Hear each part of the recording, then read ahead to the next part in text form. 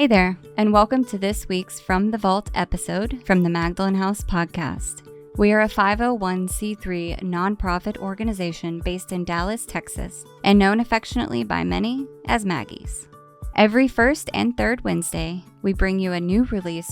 In our From the Vault episodes, we share past podcast releases from our 3 different podcast series, Recover Ed, Recovered Interviews with Alcoholics, and Hope for the Family. Our podcasts aim to connect, inspire, and educate alcoholics, loved ones, and the community to the Magdalen House and the services we offer. We're so glad you're here. Thanks for listening. All right. Hello, Kat. Welcome to Interview with a Drunk. So I will briefly tell you what this is, and just in case we have any newbies on here, and the ones who aren't newbies, you get to hear my spiel every single week. So I like to think of these as God-guided conversations because I don't know where they're going to go. And this is a tool that we offer the participants to utilize if they choose to. So everyone who is on here is here because they want to be here, not because they have to be here. This is something that we offer to give them the opportunity to ask questions about your experience, the book, the steps. I mean, really whatever comes to mind that they don't get to ask or talk about typically in meetings. So my first question is, did you used to have red hair? Yeah. You did? Very serious one. Yes, I did for a long time until it was kind of like strawberry blonde, and then I went full blonde, back to strawberry, maybe brown. Well, so this is why I asked, because I was trying to think of how I knew you, and the first foundation meeting I ever saw was from you. Oh gosh, I hope it was okay. It was 4 years ago on May 5th, I think. Yeah, so it obviously stuck out because I still remember that 4 years ago. So thank you for planting the seed in me all those years ago. That's awesome. Yeah. Okay, so our first serious question is, now that I know that, do you mind giving, and you guys will have to bear with me because I have my son and I don't know how well he's going to occupy himself for the next hour, but do you mind giving us a little bit of background to qualify yourself as an alcoholic and like what led you to getting sober? Yeah, it was like I always kind of drank weird, but it never really stood out until probably I was like 24, 25. And like before that, I would say now, like with perspective, I drank like an alcoholic from day one. But if you had known me from day one, you would be like, oh, she's fine. You know, she's just a kid or whatever.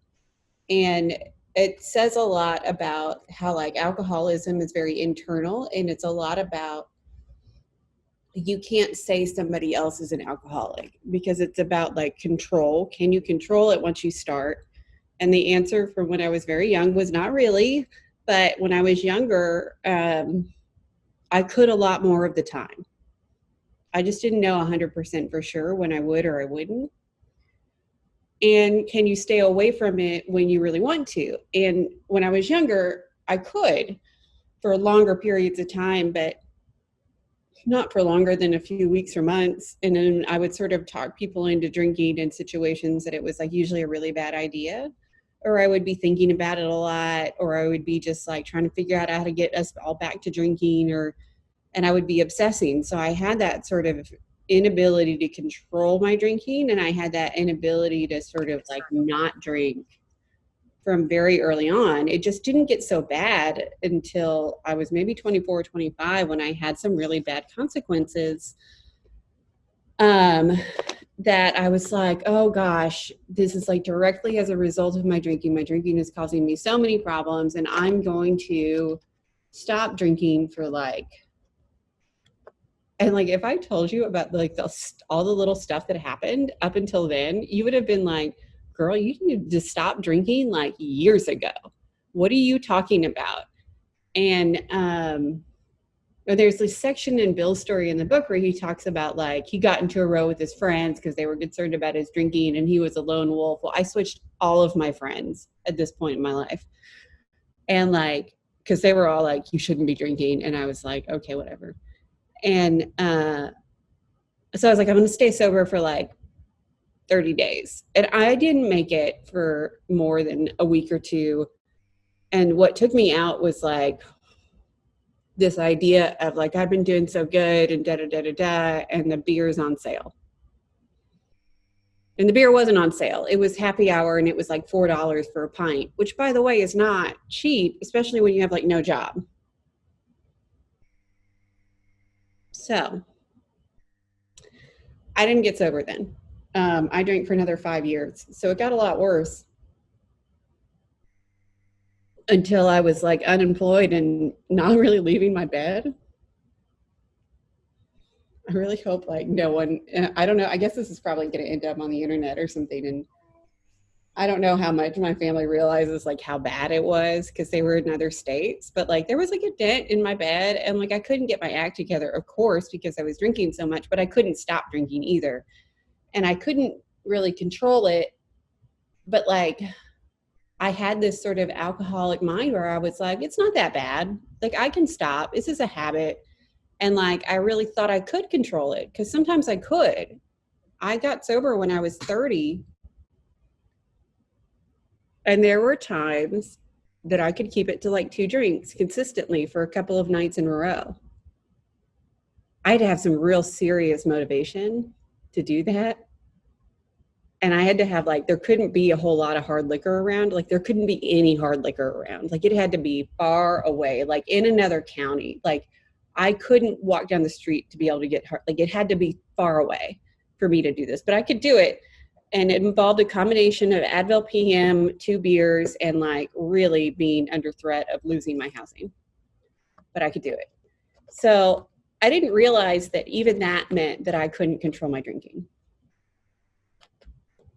Because that's still not controlling your drinking. Alcoholism is a mental illness that really distorts your reality to where you really think your alcoholic life is the only normal one. And I'm mentioning all this stuff about like how it wasn't that bad. The truth was, it was really, really bad. It was really bad. I could drink like a whole bottle of vodka in a night and be okay the next day, and often did. And like, and then I would switch to like wine because, and like not nice wine, don't get me wrong, but like I'd switch to Chardonnay because Chardonnay, first of all, doesn't stain. And second of all, it had enough alcohol in it to get me drunk, but not fill up my stomach. But I also couldn't drink so much of it too quickly so that I would be like completely not functional the next day. Like I had to strategize around how to control my drinking. And it was just like, once you have that, you're host. And it took me a while to really recognize that that disease description was me. I didn't have to relapse a bunch of times. It just took me like several weeks of drying out and lying to myself and then realizing I was lying to myself and then lying to myself again and then realizing I was lying to myself and doing this over and over for several weeks of like bare bones sobriety and being dragged around town by all of these super happy chicks carrying the message to different like treatment centers to realize how full of crap I was and how bad my drinking was. The truth is my drinking was so bad that I was constantly putting myself in danger like every night. Getting drunk, getting so drunk that I could like, that I was like falling down all the time, going out for more alcohol in the middle of the night, putting myself in compromising positions, like really physically hurting myself. Nothing really bad ever happened to me while I was drinking, but not because I wasn't in a position to be hurt. If nothing bad happened to me, it was because somebody was looking out for me, not because like I'm a great drunk or I'm not a drunk. And I think a lot about how lucky I am to be so privileged that I drank and I did all the stuff that I did and I never ended up in jail. And maybe that's a little bit of luck, and maybe that's because I'm like, I went to some elite prep school and I'm a white girl who lived in Brooklyn. Like, I didn't suffer a lot of consequences other people did, but it was bad. And I was basically like homeless with 2 suitcases worth of stuff, sitting here in Dallas, still thinking like, oh, it's the depression, or, oh, I need a job. Or, oh, I just need to get all these people off my back. If I didn't have bill collectors calling all the time, then I wouldn't drink so much. Which isn't true. There are tons of people right now who have bill collectors calling them all the time and aren't getting drunk all the time. And there were times when my depression was managed and I didn't drink all the time. But then I ended up here and like finding out that like the only way I was going to stay sober, like, it was literally if I just didn't want to drink. Like, if I wanted to drink, I was going to drink. And then once I started drinking, I was going to have more. And so once I heard that, like, maybe I could, like, not want to drink, I was like, y'all are full of crap, but I'll try it. No, I believed that it worked for everybody. I just didn't think it would work for me. But obviously I was wrong, or I wouldn't be here. But I'm really grateful for the life that I have and the life that I have had. And I'm grateful for what I have in life and like the experience that I'm able to have in life now because of my alcoholism. And I wouldn't have it any other way, really. If there are issues in my life, it's not because of the alcoholism. It's because like I have trouble adulting or whatever. Or because I'm like trying to control the show and hang on. Hey, don't be rude. Sorry. And not letting God do stuff. But I don't know. I don't like to get into a lot of drunk stories when I tell my story. I just like to tell that like about the allergy and the obsession, because that's really all it's about. And I just think that's really all that makes us alcoholics. I can tell you a million things that will tell you how bad a drunk I was. So thank you for that. I remember, I'm like really weird with the things that I remember, okay? But I remember you also carrying the message to the 2-4 whenever I lived there and talk. Like I really probably sound like a creeper stalker with like the detailed things that I remember. But that being said, y'all never know who you're helping whenever you're talking, right? Because she probably never knew that she even knew me. So, or that I knew her. But I do remember you talking about like being on the train in Dallas or something. I do remember that. But so what I do know of you is you carrying the message. First, does anybody have any questions? No? Okay. So I do know that you carry the message because that's how I knew you, or knew who you were. And I know that you sponsored girls at the 2-4 from whenever I worked there as well. Can you share your experience with carrying the message? Like how far into your sobriety? First of all, what is your sobriety date? I'm just curious. July 18th of 2011.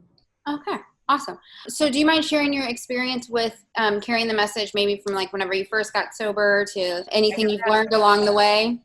I got out of treatment and my sponsor was like, so I got out like on a Saturday. My sponsor's like, so I'll be at this meeting tonight. I said, I'll see you there. And I'm like, well, I don't know how I'm going to get there. I'm in Oak Cliff and it's in North Dallas. And there isn't like, she's like, I'll see you there. And I'm like, F, like, what am I going to do? There's no way to get there on the bus. And I'm willing to do anything. And I finally talked into somebody into giving me a ride. She gives me a ride home. And then she's like, so you're going to go with us to carry the message back to the place you just got out of on Wednesday. And I'm like, okay. She's like, you need to find a ride. So I did. So that was my experience carrying the message. I didn't do anything. I just sat there and listened a lot at first. Like I just sat there and listened. And I went to Maggie's once a week. She said, you're going to Maggie's Friday at 2. And I said, okay. And I hated it because I had to take the bus there and it was like a 2.5-hour bus ride.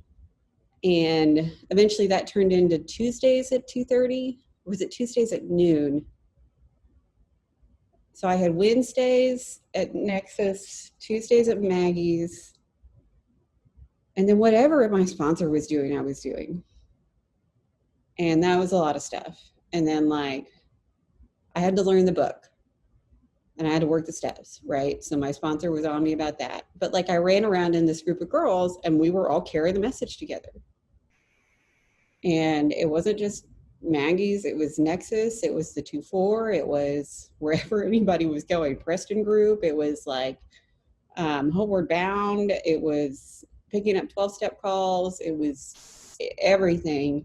And this is before we've even finished the steps. And it's like the book talks about that in To Wives. It talks about the importance of helping other alcoholics during your period of convalescence. Now I can't sponsor anyone, but doing that work and being there mattered a lot. And I could walk to the 2-4. That's why I was at the 2-4 so much when I was really just getting sober. So that would have been like eight years ago. And I would just go down there and just hang out and find people to talk to. Like I would literally just go walk up to a girl and just be like, hey, you want a cigarette? And just be like, my name's Catherine, what's yours? You know, what brought you here? Like, where are you from? What's your job? Or go up to Maggie's when they used to like let you sit outside and just talk. They used to let you just run around and do whatever you want if you like had volunteered there or whatever for a while. So you could just go out back and like hang out and talk to the girls there. And like, and my sponsor was like, it was before I got to step 12, go to Maggie's, go to the 2-4, talk to somebody about step 1 over and over again. And I'm like paralyzed by social anxiety and I cannot talk to anyone for the life of me. So at first I'm like, right. And I have a hard time doing it, but eventually I start doing it because eventually I always just ended up doing whatever she told me to do, even if I didn't want to do it at first. It turns out it's really not that hard to just say, hi, how are you? My name is Catherine. What's your name? Where are you from? What are you up to? What brought you here? Like, whatever. It's really easy, especially with people who are like just as awkward in doing sobriety as you are. Like, they're just as uncomfortable as you are. So it's like, you're not going to out-weird them. You'll be fine, right? And so I did a lot of that. And then eventually after a couple of months, I think I told my story at Nexus. And at some point she was like, honestly, my recollection of this stuff is so blurry. Like I got out, she made me read the book. She said, do you want to do this stuff? I said, yeah, sure.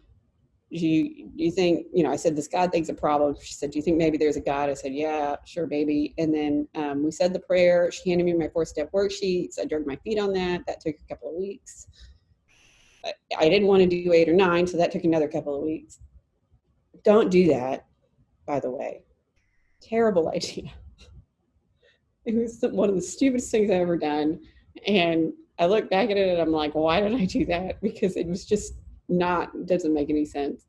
And then 10 and 11, 10 I had a hard time with. 11, once you start to realize how you feel when you aren't doing 11 and when you are doing 11, it gets a lot easier to do because you're like, oh, okay, I see this actually works. And if I don't do this every day, I am like a raging, terrible person and I'm unhappy. But if I'm just doing this and it's like, I don't even understand it because I don't even believe it. And I'm just reading this words off a page, barely putting any effort into it. But if I stop and I do it every day, somehow I'm like happy and nice to people. But if I don't do it, then it's a totally different person. And then suddenly my sponsor's like, oh, you're ready to sponsor. And then that's when I get to start speaking at commitments and stuff. And telling my story, and it was just kind of like a matter of practice because at first I'm like terrified, and my sponsor's kind of coaching me on like how to speak at meetings and like basically my perspective switched from like going and trying to getting things out of meeting and like how am I helping a newcomer here? Am I gonna like if I'm the only reason I'm at a meeting is to help a newcomer, everything I do here should be about helping a newcomer. If I'm not helping a newcomer, then what am I doing here? And so if I'm going to comment in a meeting, it's got to be about that. And the easiest way to do that is to just read out of the book. Because the more I talk, the more likely I am to like really mess stuff up. So her thing was, you read a line and you say 2 lines. Read a line, say 2 lines. Read a line, say 2 lines. And it was really great. And it taught me a lot. And always talk to new people before and after. Make an effort. And I think I did my first foundation meeting at Maggie's, told my story a couple of times, started doing the steps at Nexus, started doing the steps at like the Miracle House. And then eventually it's just natural, and it's like you're not thinking about it, you don't get nervous about it, and it's no big deal. But at first it was pretty terrifying. Do y'all have a question? Okay, I have a question. So you said that you had difficulties at first with step 10, which we just had a step 10 workshop this morning.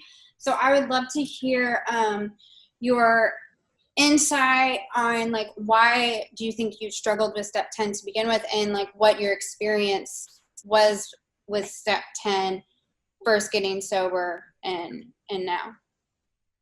Yeah, at first it's like it's an ego issue, or it's a step 1 issue. It's like God is everything or God is nothing, right? How far are you willing to go? Are you willing to just put it on the line and follow the directions, even when you don't want to? And it reminds me of like when I lived in sober living, and we all had to be, we had X number of rules. So somebody doesn't follow the rules, they get put on contract. They've got to show up and clean at like 8:00 in the morning, right? And so people would oversleep a lot. And they'd show up and they'd be like, well, I set an alarm, but I slept through it, and da-da-da-da-da, and this happened, and blah, blah, blah. And the guy who ran the place was just like, I don't care what your excuse is. Be a grown-up and get here by 8. There's no reason why you can't get here by 8. And they'd be like, my medication, and da-da-da-da-da. And he's like, no, 8:00, you're a grown-up. Be here by 8. And step 10's a little like that. It's like you're doing the program or you're not.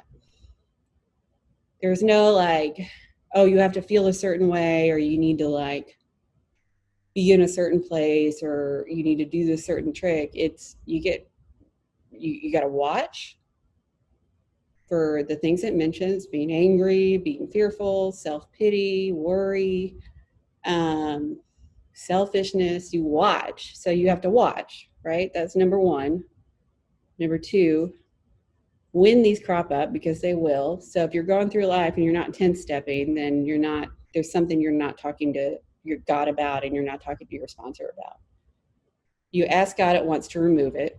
So you ask, that's the second thing.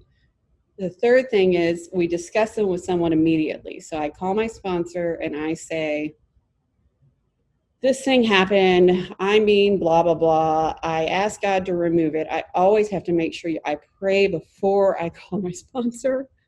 Because if I haven't, she will ask me, did you pray? And if I didn't, she'll just be like, I'm hanging up now, call me back.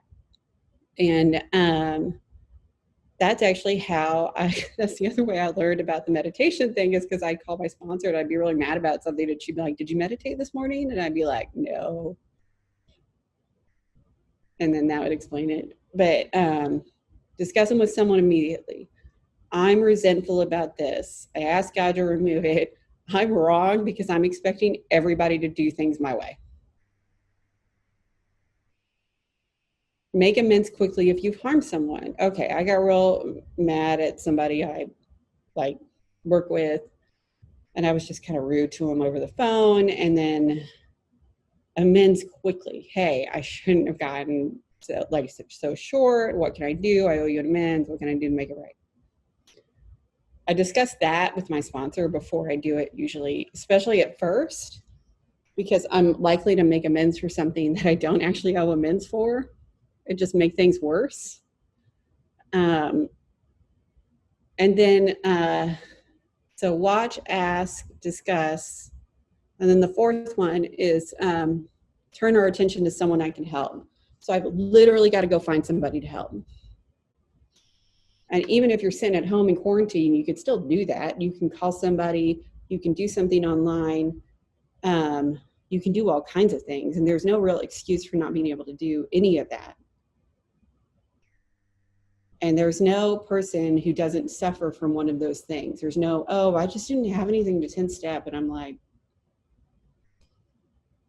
that's no, not, especially not at first. Like, once you've been doing it for a long time, if you really do a lot of praying, a lot of meditating, and you really stay clear with God, and you're sponsoring a bunch of girls, okay, I could see you going for like a little while without a 10-step, but eventually something's going to crop up because you have like family members and you have relationships, and like there's always money to worry about. You might live with somebody. Anybody live with someone? Share a sink? Is everybody else here rich? So we don't worry about money at all? Okay. Does anybody here shop at Walmart occasionally? So you definitely have stuff to 10-step, right? And like, not 10-stepping is saying like, I've got this. It's ego, it's lack of humility. It's not, it's saying I've got this. I don't need God to help me with these things. And continuing to rely on yourself instead of God. And then like telling on myself to my sponsor, it's like, it's great. What would I do without that? Because honestly, otherwise I'd go through life and I'd be like, I am so awesome. You know, those people that like go around and like they think they're really great and they can do no wrong, but they sort of secretly know that they're real messed up in the head. I don't want to be one of those people. I want to know when I'm messing stuff up. I want to admit when I'm doing things that aren't right. I want to admit when I'm being selfish. I want to admit when I'm being resentful because I'm expecting people to be something that they're not. I want to admit when I'm being fearful and it's ruling my actions because I don't always want to be like that. And the only way I can do that is with God's help. And I have a tool to do that. And what that means is that if you keep doing it forever, then you don't end up with 10 steps a day. It also means you don't have to do a bunch of 4 steps over and over again. Because if you end up having to re-inventory your life, that usually means you haven't been doing 10 steps. Now, the only time I've ever gotten close to drinking has been when I haven't been doing the 10 steps correctly. By which I mean doing the watch, ask, discuss, turn in that order. I was doing like my little version of it, how I felt, what I wanted. And between that and not really taking step 12 as seriously as I probably should have. Like I didn't drink and I probably wasn't super close, but I was going to get there. I mean, that's literally like the book directions. And it's like, I managed to like get up in the morning, brush my teeth, wash my face, wash out my nose, spray like 4 different things in my nose, put on 3 different lotions, put on makeup, fix my hair, take supplements and medications. And that's far more complicated than a 10-step. This idea that I can't actually manage to 10-step things in my life is ridiculous. Of course I can. I don't have any excuse. So I get the idea that there's a struggle with it, and I know I did, but it's not that it's hard. It's an issue of ego and lack of humility. And at the end of the day, step 1, if you really can't do it. And it's really hard to learn that as you start, because it's a practice that you have to learn how to do. Learning how to do it is hard, but like the willingness should be there. And it really took me getting to a place where I was like miserable and crying all day, every day to realize like, oh, I should be doing this. So if I sound like I'm being preachy about it, it's because I just don't want you to get yelled at outside of PPG by your sponsor for crying all the time. Well, thank you. Does anybody else have a question? Okay. Oh, go ahead, Crystal. Just kind of along those lines of the 10-step, what advice do you have to like find somebody to help in that moment? Is it, just go through your phone, text somebody, whoever you know, and like, hey, how can I help? Is it that simple? I guess is my question. It says to turn your attention to somebody you can help. And I think that it's mostly just turning your attention. So what's going to take your attention to helping somebody? And like, internally, if you're doing something that really is helping somebody, or is it like a cop out? So like if I'm at home and I'm working or whatever, I'll do little volunteer stuff on the computer, or sometimes I'll call family I don't really talk to. Not like my brothers who I talk to all the time, or my dad who I should be calling anyway. But people I don't talk to that often, or old friends or whatever, that kind of stuff. Or if there's somebody you're worried about, you want to check on them. I worked at a job where I used to get mad a lot, so I would clean the kitchen all the time. And I would go around asking everybody how I would help them. And I had a reputation for it, of trying to help people in the office a lot. And they were like, that's so great. You're so awesome. And I'm like, you don't understand how much I hate all of you people, but okay. But yeah, you can literally just ask somebody how you can help. No problem. Thank you. That was a good question, Crystal, which was kind of going to be my question, which you kind of already answered anyways. But I loved it going to the 2-4 with cigarettes, because everybody there smokes, and everybody's going to want a cigarette. That was like something that was done quite often. Was you get a pack of regulars and you get a pack of cools, and then you go up there and you find girls who need a cigarette and you talk to them. But so my question was going to be, like, since we can't do that right now, what you would recommend the girls who aren't necessarily to step 12, where they can't sponsor and then they can't physically go carry the message, what would you recommend for them to do? Yeah, we've talked about this a lot. So even when we have meetings, particularly, I've gone to like a couple PPG meetings, but we have this little big book group that we've been doing. A couple of you come to it. And there's a meeting before, the meeting after, and sometimes we'll have newcomers. But it's also finding struggling alcoholics to help. So you can find a lot of those, even at Maggie's, on the Maggie's meetings before and after. And if people are posting their phone numbers, or if you have their phone number, you can always just text them and be forward. When you're being forward, when you offer somebody a cigarette, there's a pandemic, everybody's being crazy. Nobody's going to mind you just reaching out to say hi. Hey, how are you doing? Just, here's a joke that I saw that I thought was funny, or check out this GIF, or, just something stupid. I can't imagine anyone having an issue with that. I think everybody's looking for more contact, not less.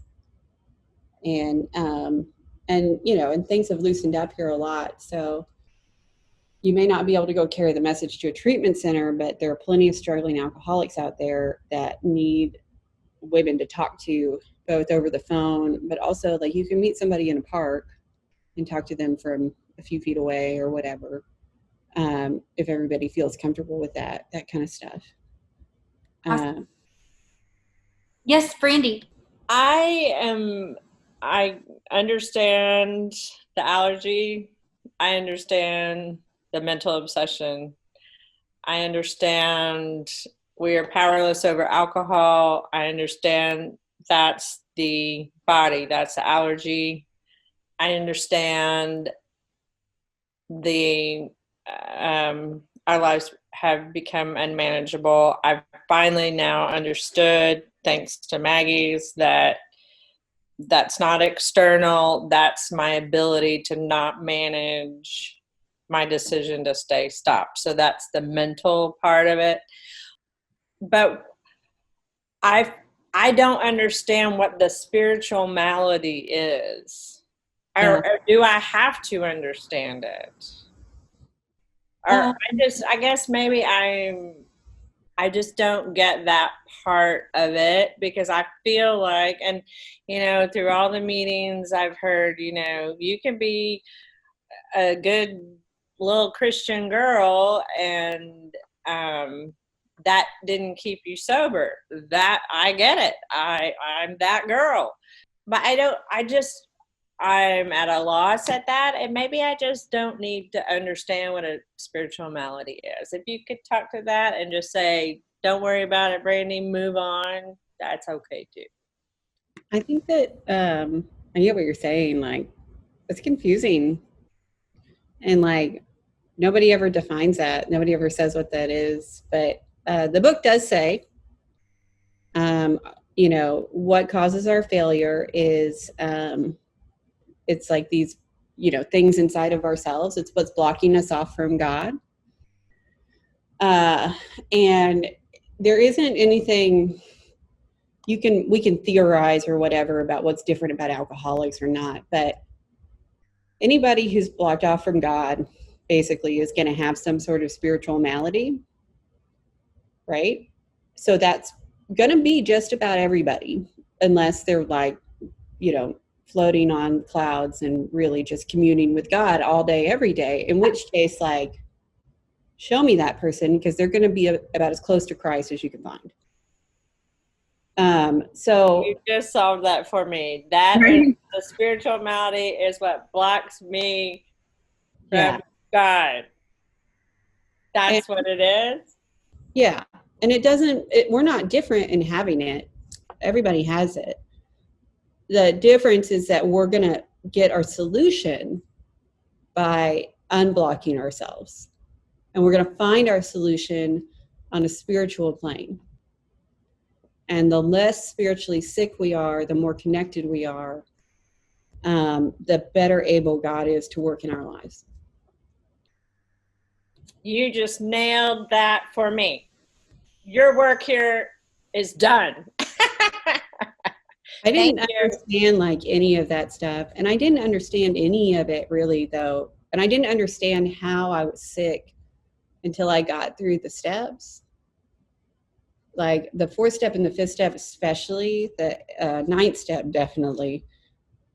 But really 10 and 11 and 12 was I really saw what honesty and selfishness and selflessness and giving of myself for others and what person God really wanted me to be. And I went from being this sort of like agnostic, slightly almost atheist person to having a real firm idea of who God was in my life and having a real conscious, when I say conscious connection, I mean, I can feel God directing me.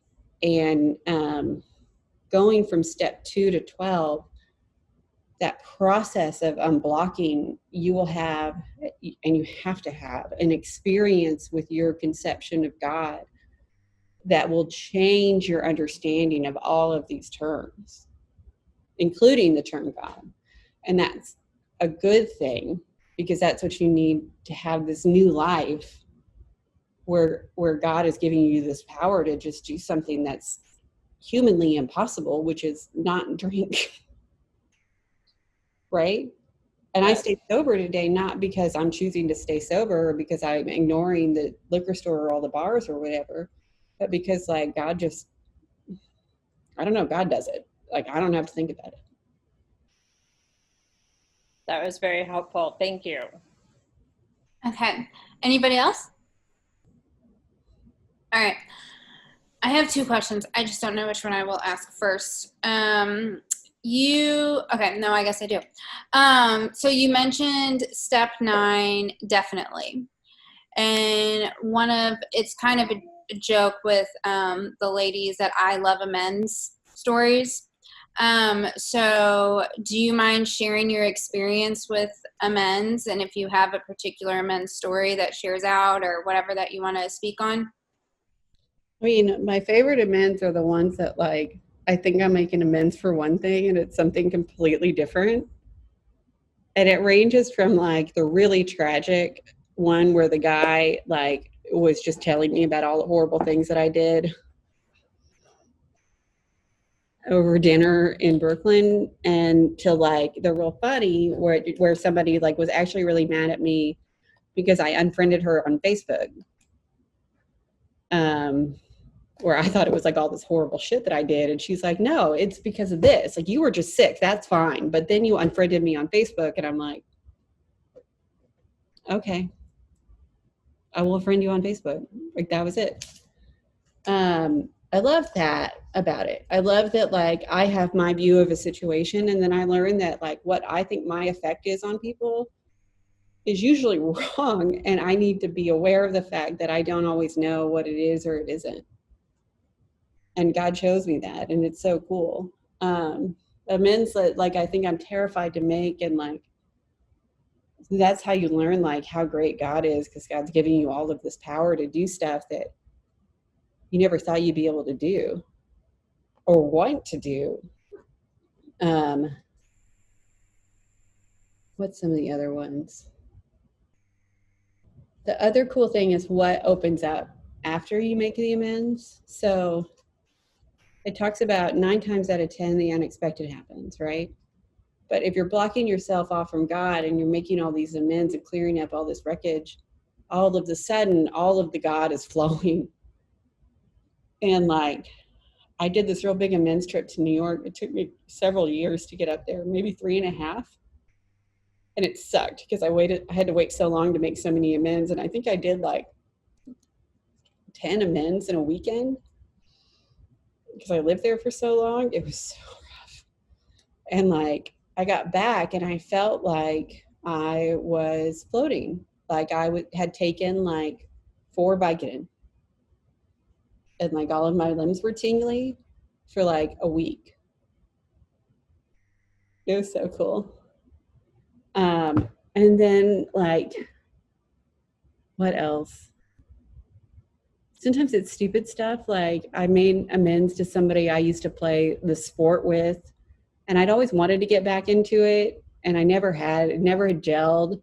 And then all of a sudden, I ran into this guy I used to play with, like in an airport in Seattle, and he just saw I was in the airport on Facebook and was like, "Oh, I'm here. Come say hi." So I went over and talked to him, and I just made this random amends to him. He didn't even know what I was talking about. It didn't matter. And then I get back home, and all of a sudden there's this whole team of people playing the sport at the park next to my house, inviting me to come play. And they're like the nicest people. And I just play with them for like a season, and it's so much fun. Isn't that weird? I'm not done. I got one more. But like, that's not the coolest one. The coolest one was like my mom, who gave so much for us, but also was like pretty miserable and really hard on me. And I was so resentful toward, died when I was 18. And I think part of like, so she died, and it was sort of like, part of it I always thought was like, after I got sober, I thought it was like she had just kind of like, God had taken her home. Like she was so unhappy, and she got us to the point where we could like take care of ourselves, and that was it. And, you know, and then I realized recently that that wasn't it at all, that it was really like, she needed to go to someplace where she could make sure I didn't end up in a ditch so I could be doing what I'm doing now. And part of what makes me know that is like, so I went and made my amends to her and her graveside. And like, man, I've been resentful to her for so long. And I'm sitting there afterward, and I'm like, okay, what do we, you know, asking for direction. And I get this vision of Maggie's with the old chairs, of just like sitting across from a girl there, of like, that's what I'm supposed to do to make my amends.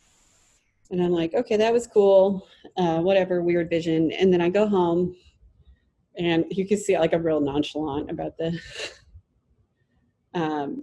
cosmic stuff. So I go home, and I wake up the next day, and all of this resentment that I'd had for years and years and years was just gone and never came back. So 30 years worth of resentment gone like that as soon as I made the amends. And that is probably about the coolest thing that's ever happened. That's awesome. I do want to ask, and it goes along the amends. When you said definitely 9. What happened? Like, is it because you learned that, like, why you think you show up a certain way, you found out that you showed up a different way? What happened in that process, like, internally? I learned like what it means to really put other people's needs first as opposed to my own. Even as I'm going through this process of like trying to right my wrongs, I'm still having to do it in a way that puts whatever they need first. And going through and cleaning up the wreckage of my past and having to, look these people in the eye and say, I did things wrong. And it also frees me to like not cower when I mess things up. And it frees me to look at my behavior, especially in step 10, and say, oh, that's that thing that I keep doing. And I can still do it to today. Like, I can still call my sponsor and like be like, I'm doing that thing where I act like a know-it-all on a business meeting. And it may be intimidating, but it's not helpful or kind. And finding character defects and offering them up to the big guy and stuff like that, like being clear of that wreckage, it's somehow the lightness of it and the objectivity of it, and it makes it easier now to just say, okay, well, that's just this thing that I need to work with God on. And it's not me, because I'm over here. It's just this defect that I need to work with God on. And it makes it easier to call it a name as opposed to like hiding from it. And I'm able to be more cognizant of what I'm doing that's affecting other people and how I don't have to hide.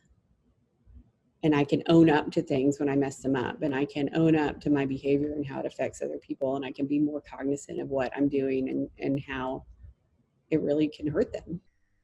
And yeah, it was a lot of step 9 that did that. Now step 10 also does a lot of that too, because I'll be like mad and I'll want to go do something, and my sponsor's like, yeah, are you sure? Who's that going to help? I'm like, me, because I'll feel better.